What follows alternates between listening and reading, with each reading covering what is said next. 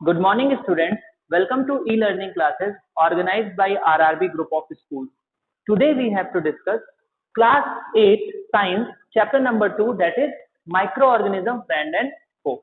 Students, Chapter 1 Crop Production and Management को discuss करने के बाद अब हम लोग चैप्टर सेकंड डिस्कस करेंगे जिसका नाम है माइक्रोऑर्गेनिज्म, फ्रेंड एंड फो। सबसे पहले हम इसमें देख लेते हैं इसमें कौन कौन से टॉपिक हमको डिस्कस करने हैं स्टूडेंट। तो सबसे पहले हमने डिस्कस करेंगे माइक्रो ऑर्गेनिज्म। सबसे पहले बेसिक डेफिनेशंस को डिस्कस करेंगे। What is micro organism, classification of micro organism. Second क्या होगा बेटा, classification of micro organism. Third friendly micro organism, क्योंकि लिखा है ना फ्रेंड एंड फो। तो सबसे पहले हम ये देखेंगे कि how micro organism help us, ठीक है। और उसके बाद फिर देखेंगे डिजीजेस कॉजिंग माइक्रो ऑर्गेनिज्म, क्योंकि फो भी लिखा है तो ये कैसे हमारी बॉडी में डिजीज कॉज करते हैं, एनिमल में डिजीज कॉज करते हैं, तो ये चीजें समझेंगे। और लास्ट टॉपिक हम डिस्कस करेंगे नाइट्रोजन फिक्सेशन। तो स्टूडेंट सबसे पहले माइक्रो ऑर्गेनिज्म फ्रेंड एंड फो में सबसे पहले हम उसकी डिफिनीशन को समझने की कोशिश करते हैं। What is micro organism. बच्चों देखिएगा माइक्रो ऑर्गेनिज्म क्या होता है। देखिए स्टूडेंट, हमारे आसपास बहुत ढेर सारे लिविंग ऑर्गेनिज्म होते हैं। सपोज प्लांट, एनिमल्स, हम सब खुद एक लिविंग ऑर्गेनिज्म है। लेकिन अब हमारे आसपास कुछ ऐसे भी लिविंग ऑर्गेनिज्म होते हैं, बहुत ही टाइनी लिविंग ऑर्गेनिज्म, बहुत ही छोटे छोटे लिविंग ऑर्गेनिज्म जिसे हम अपनी खुली आंखों से नहीं देख सकते। तो देखिए डेफिनेशन क्या हो गई बेटा, मैंने माइक्रो ऑर्गेनिज्म की क्या डेफिनेशन लिखी, the tiny living organism around us which we can not be seen with the unaided eye. मतलब अगर हम बात करें कि कुछ ऐसे टाइनी लिविंग ऑर्गेनिज्म जो हमारे आसपास हैं, but we can not see the tiny living organism with unaided eye is called micro organism. उसे हम क्या कहते हैं स्टूडेंट, माइक्रो ऑर्गेनिज्म कहते हैं। डिफिनेशन को फिर से समझिएगा बेटा, the living organism around us, the living organism around us which we can not be seen with the unaided eye, ठीक है, जिन्हें हम लोग खुली आंखों से नहीं देख सकते हैं, उन्हें हम क्या बोलते हैं, माइक्रो ऑर्गेनिज्म बोलते हैं। अब देखिए बेटा, अब आपके मन में सवाल आएगा कि कैसे हम इसको क्लासिफाई करें, लेकिन उससे पहले आप ये समझिए कि माइक्रो ऑर्गेनिज्म, एक एग्जांपल को देखिएगा। आपने देखा होगा कि अगर हमारे घर में ब्रेड को हम बहुत दिनों तक अपने टिफिन में ही पैक रखते हैं, भूल जाते हैं, तो क्या होता है जब हम उसे ओपन करते हैं तो ब्रेड में ग्रीन कलर के फंगस हो जाते हैं, ग्रीन या ब्लैक कलर के। ओके, तो जो ये फंगस स्पॉट आपको दिखते हैं, this is the micro organism. और उनको और अच्छे से आप देख सकते हो किससे, मैग्नीफाइंग ग्लासेस से। बट कुछ ऐसे माइक्रो ऑर्गेनिज्म होते हैं जो आपको किससे देखने पड़ते हैं, माइक्रोस्कोप से। They can seen with the help of microscope. उन्हें देखने के लिए आपको किसकी जरूरत पड़ती है स्टूडेंट, माइक्रोस्कोप की। इसीलिए हम माइक्रो ऑर्गेनिज्म को माइक्रोब्स भी बोलते हैं। क्या बोलते हैं स्टूडेंट, माइक्रोब्स। ओके, तो सबसे पहले डिफिनेशन को एक बार फिर से रिकैप करते हैं। मैंने कहा the tiny living organism around us which we can not be seen with the unaided eye, जिन्हें हम अपनी खुली आंखों से नहीं देख सकते, उन्हें हम लोग क्या बोलते हैं बेटा, micro organism. And micro organism are seen with the help of microscope. Okay, यहां तक चीजें क्लियर हो गई स्टूडेंट। अब देखिएगा बच्चों, अब हम बात करेंगे क्लासिफिकेशन ऑफ माइक्रो ऑर्गेनिज्म, कि माइक्रो ऑर्गेनिज्म को हम कितने पार्ट्स में क्लासिफाई कर सकते हैं। जैसे लिविंग ऑर्गेनिज्म को हम पार्ट वाइज क्लासिफाई करते हैं, तो ये भी हमारे आसपास लिविंग ऑर्गेनिज्म ही है, बस ये हमें दिखाई नहीं पड़ते। और जब हम मैग्नीफाइंग ग्लास या फिर माइक्रोस्कोप से इसे देखने की कोशिश करते हैं तो ये हमें दिखाई पड़ जाते हैं। तो अगर हम बात करें कि इनका क्लासिफिकेशन को समझने की कोशिश करें तो they are classified into 4 groups. Micro organism are classified into 4 groups. First group कौन सा है बेटा, बैक्टीरिया। पहला जो ग्रुप है बच्चों बैक्टीरिया। एंड सेकंड क्या है बेटा, फंगाई। क्या है, जिसे हम फंजाई भी पढ़ते हैं, फंगाई। ओके बच्चों, थर्ड है बेटा protozoa. Third is protozoa and last is algae. Okay, तो ये चीज हो गई बेटा। हमने क्या क्या कहा क्लासिफिकेशन में, they are micro organism are classified into 4 group, bacteria, fungi, protozoa और एल्गाई। ओके स्टूडेंट, तो सबसे पहले हम लोग बात करते हैं बैक्टीरिया के बारे में। तो अगर हम उनका क्लासिफिकेशन को करें तो आप एनसीईआरटी के सेकंड पेज नंबर पे आप इसे देखेंगे कि स्पाइरल बैक्टीरिया और रॉड शेप बैक्टीरिया का शेप बना हुआ है। तो टाइप्स ऑफ बैक्टीरिया में आप ये कह सकते हैं कि स्पाइरल बैक्टीरिया और rod shape bacteria. Okay student, ये इसके टाइप्स हैं। फंगाई की बात करें तो अभी मैंने आपको एग्जांपल भी बताया कि ब्रेड में क्या होते हैं, ब्रेड मॉल्स हो जाते हैं। तो ब्रेड मॉल्स जो है वो एग्जांपल किसके हैं बेटा, फंगाई का। और पेनिसिलियम, पेनिसिलियम भी है किसका एग्जांपल स्टूडेंट, फंगाई का। प्रोटोजोआ की अगर हम बात करें तो अमीबा और paramecium, amoeba and paramecium are the example of protozoa. तो अमीबा और पैरामीशियम जो है स्टूडेंट वो एग्जांपल है किसका बच्चों, प्रोटोजोआ का। और एल्गाई की अगर हम एग्जांपल की बात करें तो स्पाइरोगेरा, एल्गाई की अगर हम लोग एग्जांपल की बात करें तो स्पाइरोगेरा एंड क्लाइडोमोनास, ठीक है, chlamydomonas is the example of algae. तो देखिए बच्चों, बैक्टीरिया, फंगाई, प्रोटोजोआ, एल्गाई। अभी हम इससे और भी चीजें डिस्कस करेंगे, ठीक है, कि जो कुछ बेसिक डिजीजेज होती है, जैसे आपने देखा होगा कि डिसेंट्री और मलेरिया जो होता है वो किससे कॉज होती है बेटा, प्रोटोजोआ से कॉज होती है। तो ये सारी चीजें भी हम डिस्कस करेंगे। अब आपके मन में एक क्वेश्चन आएगा कि हमने इसमें वायरस को क्लासिफाई क्यों नहीं किया। तो अभी हम आगे डिस्कस करेंगे कि वायरस इसमें पार्ट में क्यों नहीं है। हमने ये कहा, सबसे पहले एक बार फिर से देख लीजिए, हमने माइक्रो ऑर्गेनिज्म की डिफिनेशन को डिस्कस कर रहे थे। हमने ये कहा कि the tiny living organism around अस, मैंने कहा वो छोटे छोटे लिविंग ऑर्गेनिज्म हमारे आसपास के, which we can not be seen with the unaided eye, जिन्हें हम अपनी खुली आंखों से नहीं देख सकते, जिन्हें स्टूडेंट्स हम अपनी खुली आंखों से नहीं देख सकते, उन्हें हम लोग माइक्रो ऑर्गेनिज्म कहते हैं। और ये इन्हें हम देख किसकी मदद से सकते हैं, with the help of microscope, इसी वजह से हम इन्हें माइक्रोब्स भी कहते हैं। और अगर हम क्लासिफिकेशन ऑफ माइक्रो ऑर्गेनिज्म की बात करें तो फर्स्ट है बेटा bacteria, fungi, protozoa and algae. Bacteria के एग्जांपल हमने बोला स्पाइरल बैक्टीरिया और second is rod shape bacteria. Third student second बात करें तो ब्रेड मॉल्ट और पेनिसिलियम, एक एक एग्जांपल आपको लर्न करने हैं। इस प्रोटोजोआ की बात करें तो एमीबा और पैरामीशियम, और एल्गी की बात करें तो स्पाइरोगेरा और क्लाइडोमोनास। क्लासिफिकेशन ऑफ माइक्रो ऑर्गेनिज्म को डिस्कस करने के बाद अब हम जो नेक्स्ट टॉपिक डिस्कस करेंगे वो है वायरसेस के बारे में। तो सबसे पहले आपने देखा कि हमने जो क्लासिफिकेशन ऑफ माइक्रो ऑर्गेनिज्म किया उसमें हमने वायरस को क्यों नहीं रखा। तो देखिए बेटा, वायरस जो होते हैं वो भी क्या होते हैं, माइक्रोस्कोपिक होते हैं। Viruses are also microscopic, but they reproduce only the cell of the host organism. इसका मतलब क्या है कि आउटसाइड द लिविंग ऑर्गेनिज्म ये क्या होते हैं, नॉन लिविंग होते हैं। जब ये किसी होस्ट की बॉडी में इंटर करते हैं, जब ये किसी होस्ट की बॉडी पर, लिविंग ऑर्गेनिज्म की बॉडी पर इंटर करते हैं, तब ये रिप्रोड्यूस करते हैं। ओके स्टूडेंट, तो रिप्रोड्यूस तब करते हैं जब ये किसी बॉडी में इंटर करते हैं। तो मैंने यही कहा कि micro viruses are also microscopic, they reproduce only inside the cell of host organism. ये क्या करते हैं बेटा, रिप्रोड्यूस करते हैं only inside the cell of host organism, और विच में भी ये बैक्टीरियम हो सकता है होस्ट, प्लांट हो सकते हैं और एनिमल हो सकते हैं। तो ये रिप्रोड्यूस करते हैं बैक्टीरियम में या फिर प्लांट्स में या फिर एनिमल में। अगर हम एग्जाम्पल की बात करें वायरस की, तो अभी एक सीरियस वायरस आपके आसपास दिख रहा है, बताइए कौन सा वायरस के बारे में मैं बात सोच रहा हूँ। Yes student, that is corona virus, है ना, जिसे हम कोविड-19 बोल रहे हैं, ठीक है। तो वो भी एक तरह का वायरस है जो आउटसाइड द लिविंग बॉडी, वो नॉन लिविंग होगा, लेकिन जैसे वो बॉडी पे इंटर कर जाएगा वो क्या हो जाएगा, लिविंग हो जाएगा। और वो बॉडी होस्ट उसे हम बोलते हैं, जो कि बैक्टीरियम हो सकती है, प्लांट हो सकता है या फिर एनिमल हो सकता है। अगर हम इसके एग्जाम्पल की बात करें तो कोल्ड, इन्फ्लुएंजा जिसे आप फ्लू बोलते हैं, और coughs, most of the coughs, these are the example of viruses. और कुछ सीरियस डिजीजेस भी हैं जो वायरस की वजह से कॉज होती है, that is polio and chicken pox.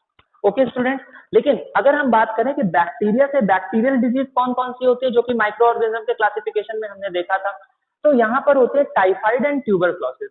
तो typhoid and tuberculosis are the bacterial disease. और हमने कहा था ना कि डिसेंट्री और मलेरिया जो होती है वो किससे कॉज होती है बेटा, प्रोटोजोआ से कॉज होती है, ठीक है स्टूडेंट। तो आपने देखा कि वायरसेस को हम क्यों उस कैटेगरी में नहीं रखते, क्योंकि they only reproduce inside the living organism, ठीक है। क्लासिफिकेशन ऑफ माइक्रो ऑर्गेनिज्म को डिस्कस करने के बाद स्टूडेंट्स, अब हम लोग जो नेक्स्ट टॉपिक डिस्कस करने वाले हैं वो क्या है बच्चों, that is friendly micro organism. अब हम लोग डिस्कस करेंगे कि जो माइक्रो ऑर्गेनिज्म, हमारा टॉपिक है micro organism friend and foe. Friend का मतलब क्या है, जो हमारे लिए हेल्पफुल हो। तो आइए देखते हैं स्टूडेंट्स कि माइक्रो ऑर्गेनिज्म हमारे लिए कैसे हेल्पफुल होते हैं। तो अगर हम फ्रेंडली माइक्रो ऑर्गेनिज्म की बात करें बच्चों, तो जो पहला यूज आता है बेटा, they are use in the preparation of curd, bread and cake. जो माइक्रो ऑर्गेनिज्म होते हैं बच्चों, वो हमारी मदद करते हैं किसके लिए, प्रिपरेशन ऑफ कर्ड में, ब्रेड में और केक में। अब देखिए, कर्ड तो हम अपने घर में भी बनाते हैं, तो आपने देखा होगा कि जो कर्ड होती है वो मिल्क से बनती है। तो एक ऐसा प्रोसेस जिसमें हम मिल्क से कर्ड को प्रिपेयर कर रहे होते हैं, उसके लिए एक बैक्टीरिया रिक्वायर्ड होता है, that is known as a lactobacillus. Okay बच्चों, तो ये माइक्रो ऑर्गेनिज्म के ही अंडर में आया।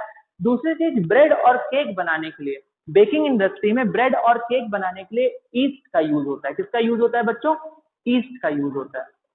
देन तो पहला हमने देखा कि micro organism are used in the preparation of curd, bread and cake. तो जो माइक्रो ऑर्गेनिज्म है बच्चों वो किसके लिए यूज होता है? प्रिपरेशन ऑफ कर्ड, ब्रेड और केक के लिए। दूसरा हम बात करते हैं यूजेस में कि they are used in the cleaning up of the environment.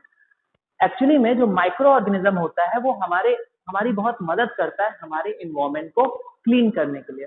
आपने देखा होगा कि वेस्ट जो है उनको हम क्लासिफाई करते हैं दो तरीकों में, एक बायोडिग्रेडेबल वेस्ट और एक नॉन बायोडिग्रेडेबल वेस्ट। आपने देखा है बच्चों की जो बायोडिग्रेडेबल वेस्ट होता है वो कहीं ना कहीं सॉइल में डिकम्पोज हो जाता है। क्या हो जाता है स्टूडेंट? डिकम्पोज हो जाता है। तो ये जो बायोडिग्रेडेबल वेस्ट है जो सॉइल में डिकम्पोज हो जाता है उसे हम लोग क्या बोल देंगे बेटा? वो किसकी वजह से होता है बेटा? जो सॉइल में प्रेजेंट माइक्रोब्स या फिर माइक्रो ऑर्गेनिज्म होते हैं वो उसको डिकम्पोज का प्रोसेस करते हैं। ठीक है, तो इससे हमारा इन्वायरमेंट क्लीन होता है। इसलिए हमने कहा बच्चों they are used in the cleaning up of the environment. ये हमारे इन्वायरमेंट को क्लीन करने में हमारी मदद करता है माइक्रो ऑर्गेनिज्म। ओके, तो फर्स्ट यूज, सेकंड, अब हम थर्ड यूज करते हैं। देखो जो माइक्रो ऑर्गेनिज्म में एक क्लासिफिकेशन हमने बैक्टीरिया भी देखा था, और बैक्टीरिया में हम समझ रहे हैं कि bacteria are used in the preparation of medicine. तो जो बैक्टीरिया होती है बच्चों वो किसमें यूज होती है? इन द प्रिपरेशन ऑफ मेडिसिन। तो बहुत ढेर सारी मेडिसिन होती हैं जिससे अब आप कहोगे सर ये डिजीज भी कॉज करती है बैक्टीरिया। ओके, तो वो हम फो में पढ़ेंगे, क्योंकि अभी हम उनके फ्रेंडली नेचर के बारे में डिस्कस कर रहे हैं। तो कुछ ऐसी भी बैक्टीरिया होती हैं जो हमारे लिए क्या करती हैं? मेडिसिन की प्रिपरेशन करती हैं। तो उसे हम लोग कह देते हैं they are use in the preparation of medicine. Okay बच्चों, नेक्स्ट जो बात है कि एग्रीकल्चर में अभी आपने चैप्टर 1 पढ़ा था क्रॉप प्रोडक्शन एंड मैनेजमेंट। उसमें आपने जाना था कि अगर हमारे सॉइल की फर्टिलिटी ज्यादा होगी तो हमारे क्रॉप का प्रोडक्शन भी बढ़ेगा।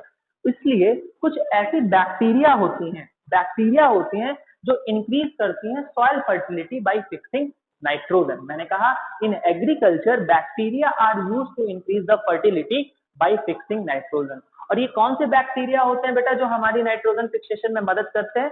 That is called the rhizobium. हम नाइट्रोजन फिक्सेशन के अपने टॉपिक में इस चीज को बहुत ही ब्रॉडली डिस्कस करेंगे। ठीक है स्टूडेंट, तो ये सारी चीजें हमने डिस्कस करी। पहला हमने देखा they are used in the preparation of curd, bread and cake. दूसरी चीज क्या समझी बेटा? They are used in the cleaning up of the environment. Third चीज क्या समझी? They are used in the preparation of medicine. और लास्ट हमने देखा कि in agriculture bacteria are used to increase the fertility by fixing nitrogen. Okay student, अब हम लोग देखेंगे making of curd and bread. देखिएगा बच्चों, अभी मैंने आपको बताया यूजेस फ्रेंडली माइक्रो ऑर्गेनिज्म में कि जो मिल्क से कर्ड का कन्वर्जन का प्रोसेस है उसमें भी माइक्रो ऑर्गेनिज्म हमारी मदद करता है। तो इसमें होता क्या है बेटा, समझने की कोशिश करेगा। मैंने कहा curd contain several micro organism.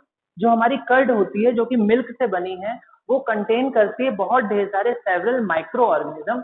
और दीज बैक्टीरियम, और वो बैक्टीरिया वो करती है, दीज बैक्टीरियम नाम याद रखिएगा बच्चों, लैक्टोबाइसेलस।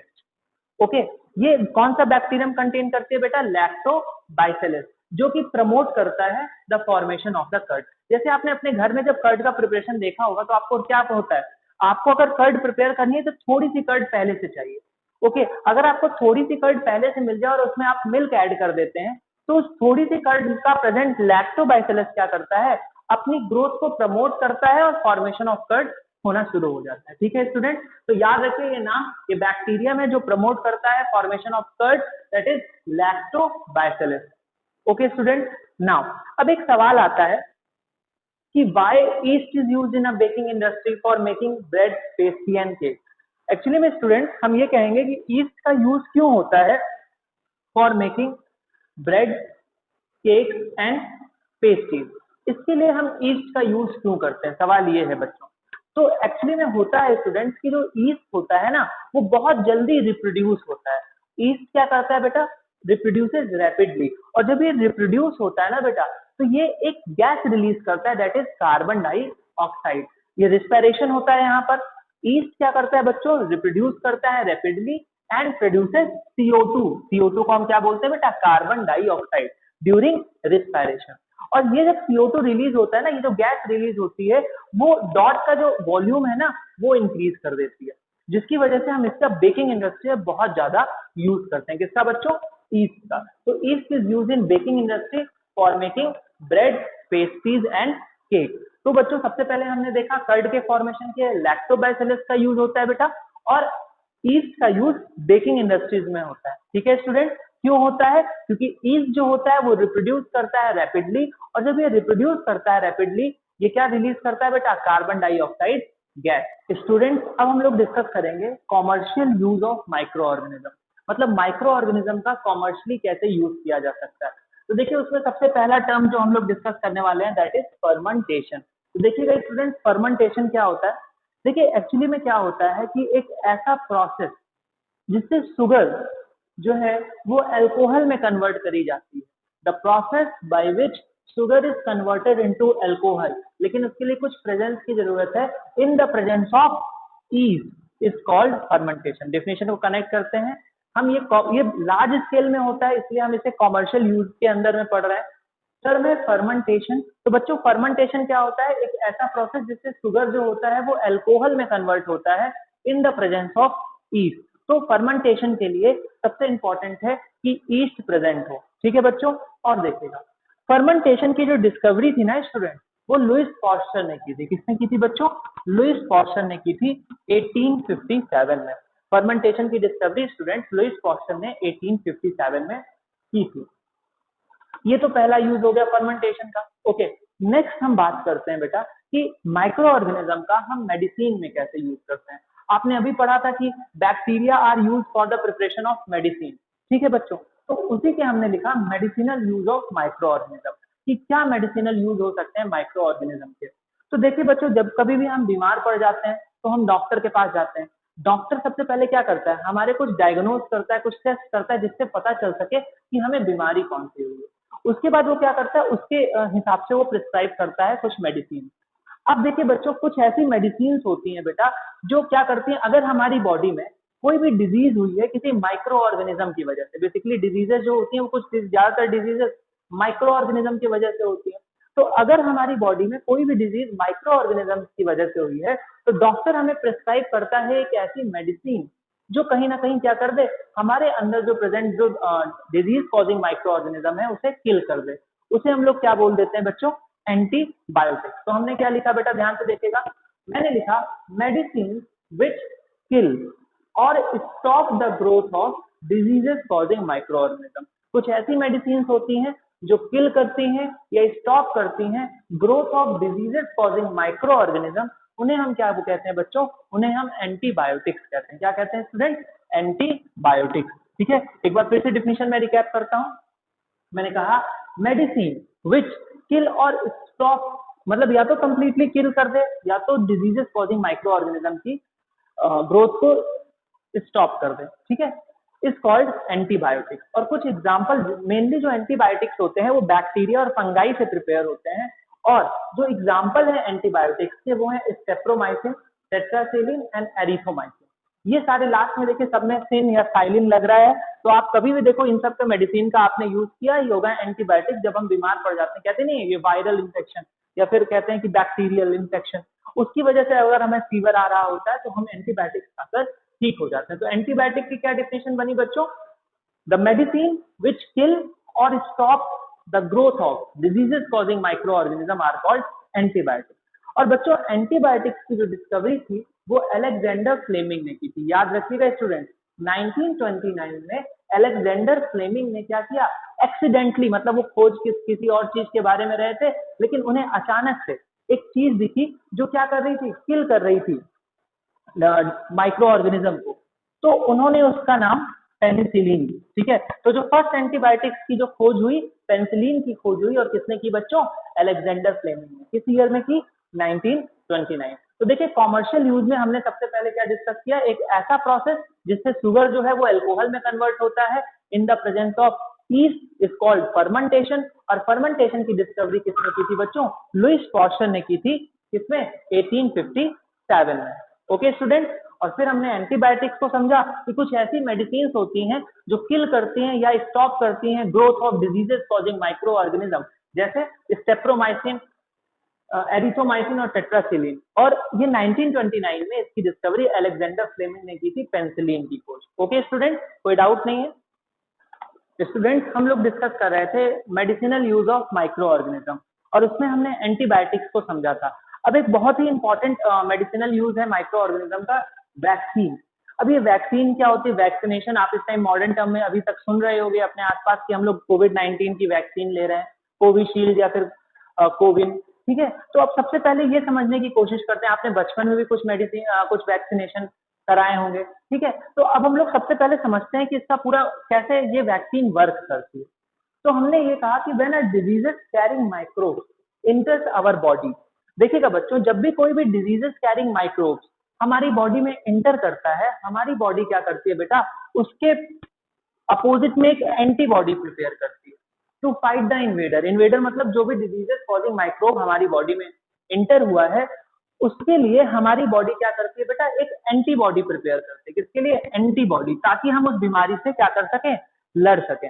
तो यहाँ पर एंटीबॉडी का रोल समझने की कोशिश करिएगा। सपोज दैट अगर कोई भी डिजीज कॉजिंग माइक्रोब हमारी बॉडी में इंटर करता है, तो हमारी बॉडी उससे फाइट करने के लिए क्या प्रिपेयर करती है बेटा, एंटीबॉडी प्रिपेयर करती है। और अगर किसी भी डिजीज की हमारी बॉडी में एंटीबॉडी प्रिपेयर हो गई तो क्या होता है, उससे हम लोग उस बीमारी से बच जाते हैं। ठीक है स्टूडेंट, देखिएगा तो वैक्सीन कैसे वर्क करता है इस बात को समझने की कोशिश करिए। इफ डेड और weakened microbes are introduced in a healthy body, अगर मान लीजिए बहुत कमजोर था, डेड या फिर बहुत ही वीकेंड माइक्रोब हमारी बॉडी में इंटर करा है, तो हमारी बॉडी क्या हो, हेल्दी बॉडी हो, ठीक है। तो हमें पता भी नहीं चलेगा और हमारी बॉडी क्या करेगी बेटा, उसके उस माइक्रोब्स के अपोज में फाइट करने के लिए एक एंटीबॉडी प्रिपेयर कर लेगी।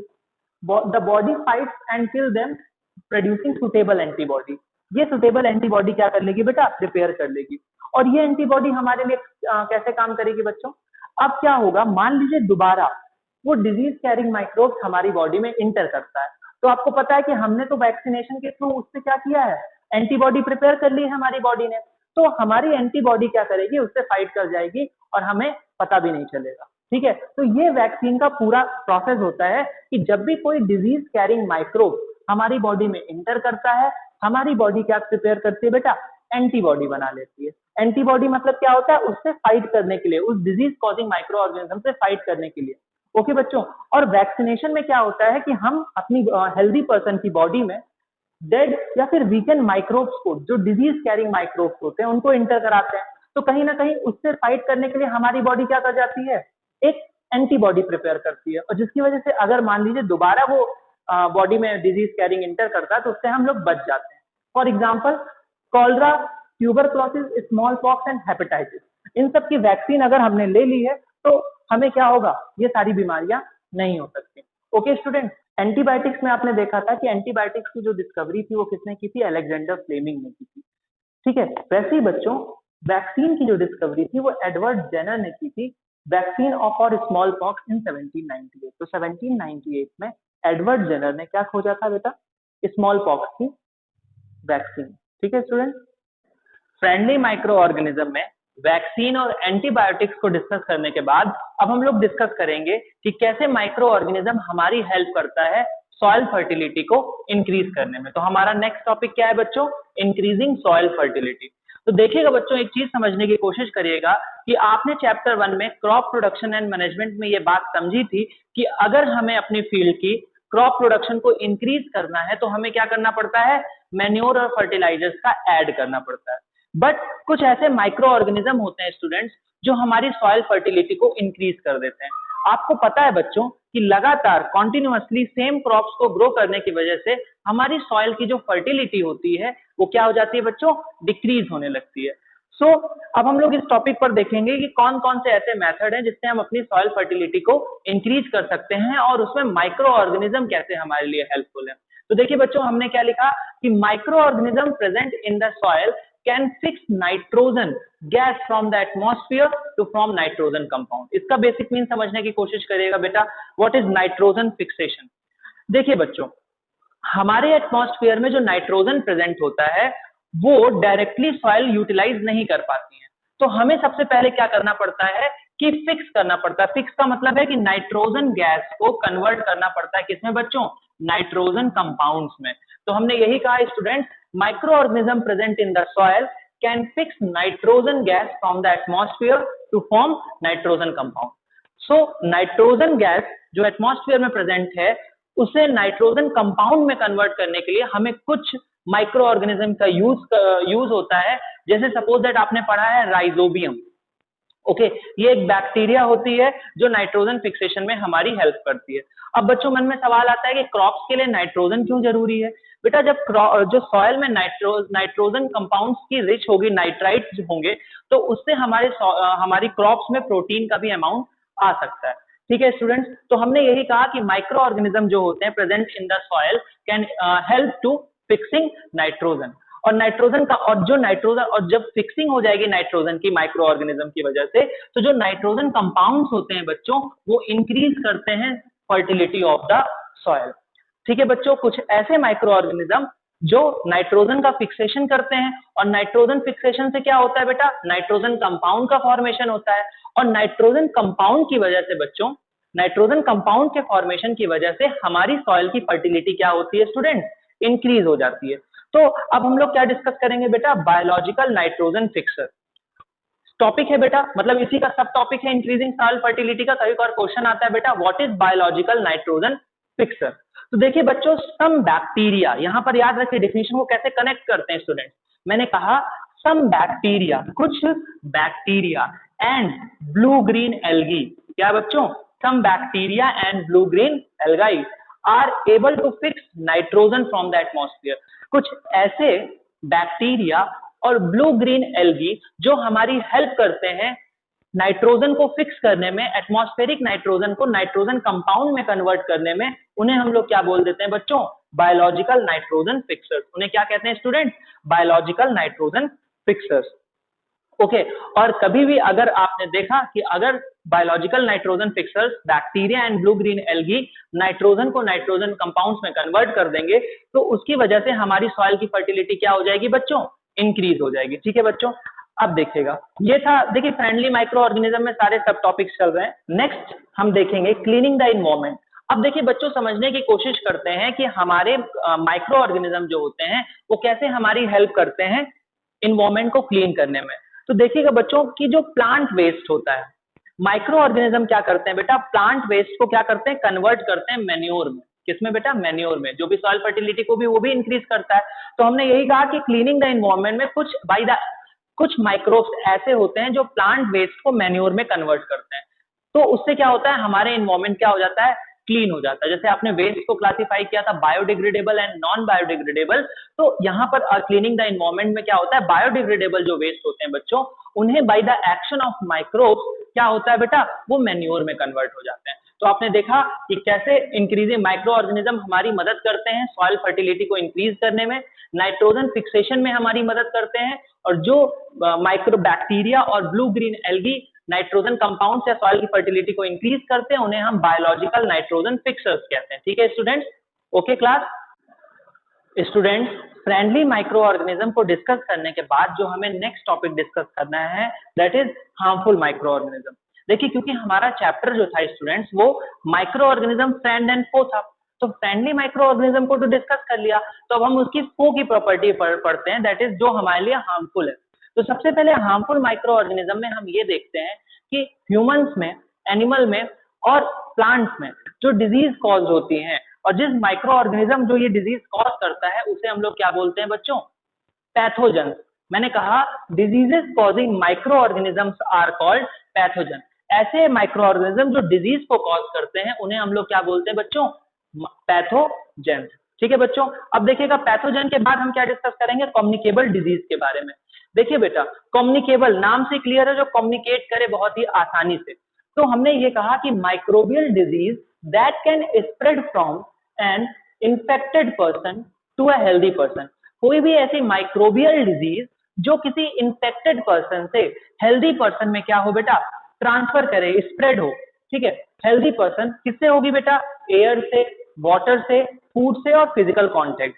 तो अगर कभी भी किसी इन्फेक्टेड पर्सन से कोई भी माइक्रोबियल डिजीज किसी हेल्दी पर्सन में with the help of air, water, food और फिजिकल कांटेक्ट से ट्रांसफर होती है, स्प्रेड होती है, तो उसे हम लोग कौन सी डिजीज बोल देते हैं बच्चों, कम्युनिकेबल डिजीजेस। क्या बोलते हैं स्टूडेंट, कम्युनिकेबल डिजीजेस। और कम्युनिकेबल डिजीजेस के जो एग्जांपल हैं जैसे cholera, common cold, chicken pox and tuberculosis.